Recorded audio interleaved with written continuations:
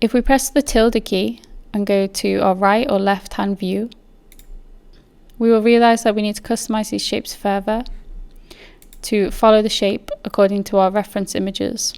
And I'm going to begin by customizing the shape of the front sole section. Therefore, I'm going to hide the other sections of the sole. I would advise to use X-ray mode when adjusting the 3D shape, but you may be wondering why. So X-ray mode allows us to select all of the faces at the front of the object and at the back of the object. If we turn X-ray mode off by pressing Option Z, now if I select all of this object, we have only selected the faces that we could see. So X-ray mode is really useful to select edges, vertices, and faces that may be at the back of the object. With X-ray mode on at the top, I'm going to begin by selecting all of the vertices and I'm going to scale them all down on the Z axis. I'm going to press G to move this area. I'm going to use the Select Lasso tool to select the front area. I'm then going to scale the front area down where it becomes narrower at the toe. If we look at the bottom view, I realize that I only want to scale it on the Z axis. I then want to select more vertices by holding down Shift. I then want to press G to move these all together. I'm always looking at the top view and the bottom view to confirm what shape I am making. So I'm pressing G to move and R to rotate.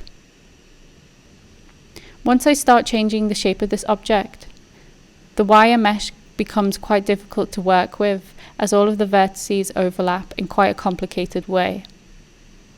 If we go to our subdivision modifier, which is inside the modifier properties, and we go to this small icon, which is an upside down triangle, this makes it much clearer to understand what vertex we need to select to change the shape of the object.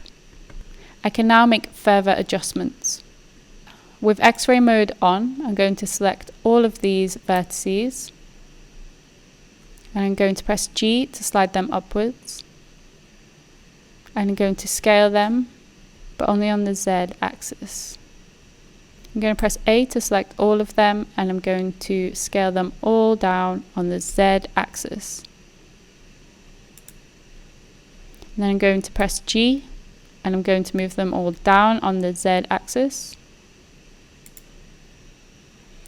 Looking at the reference image behind the model, I now want to try and make the vertices follow this area of the sole. So I'm going to select all of these vertices and I'm going to press R to rotate them.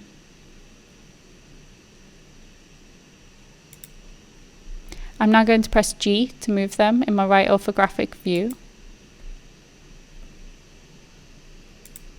And I'm going to scale them on the Z axis. I'm going to select these vertices again, which I can confirm are the correct vertices in the view below. I'm going to scale them a bit larger on the Z axis. And I'm going to select all the remaining vertices and adjust their position. I'm going to scale them down on the Y axis to make them more narrow at the toe.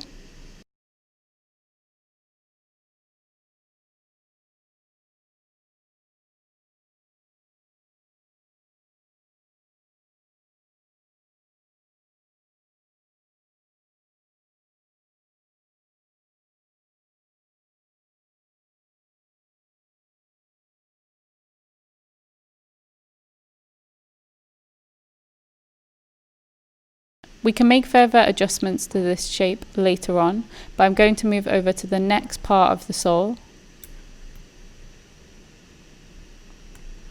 which is the middle front. In object mode, I'm going to select that area, and I'm going to go into X-ray mode so I can see this shape of the reference image.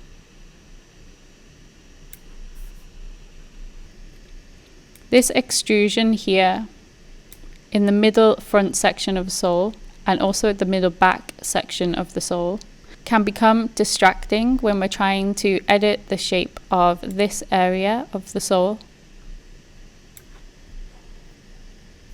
So we can jump into edit mode, and in X-ray mode we can select that whole area of the extrusion and we can press H to hide it.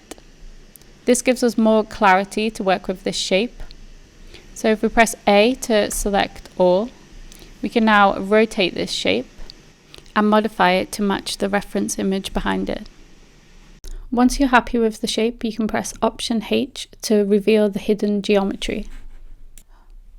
These steps need to be repeated for each section of the sole, and I'm sure you don't want to watch me move hundreds of separate edges, faces and vertices, so have a go shaping the objects from the left and the right orthographic views, then come back here. Remember, it's useful to split your view either horizontally or vertically and toggle X-ray mode on and off.